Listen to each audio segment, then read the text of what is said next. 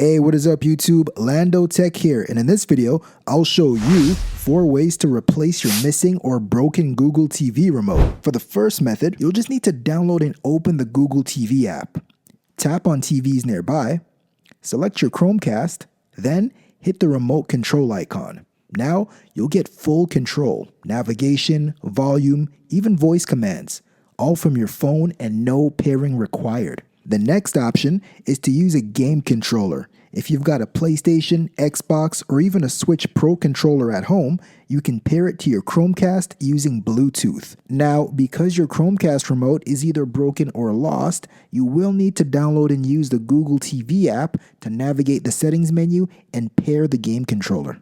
Just head to Settings, Remote and Accessories, pair a remote or accessory, put your controller in pair mode, then pair it when you see it on the list.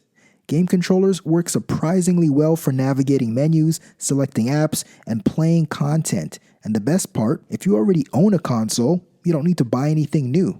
Another option on the list is using a Bluetooth keyboard and mouse. These are great if you have them lying around from another computer setup. They pair just like a game controller through the Bluetooth settings of your Chromecast.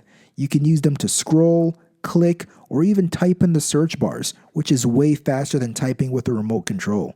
Just remember, Chromecast has no extra USB ports, so USB keyboards and mice won't work. It has to be Bluetooth. This next option might seem a little too obvious: buying a new remote. Sometimes the simplest fix is just a replacement.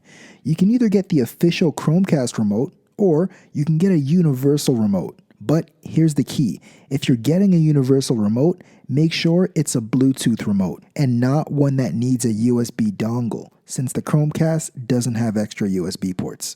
Before we get into the number one option, if you're finding this content useful so far, hit that like button. And if you want to see more videos like this, subscribe and ring that notification bell. With that being said, let's get back into it.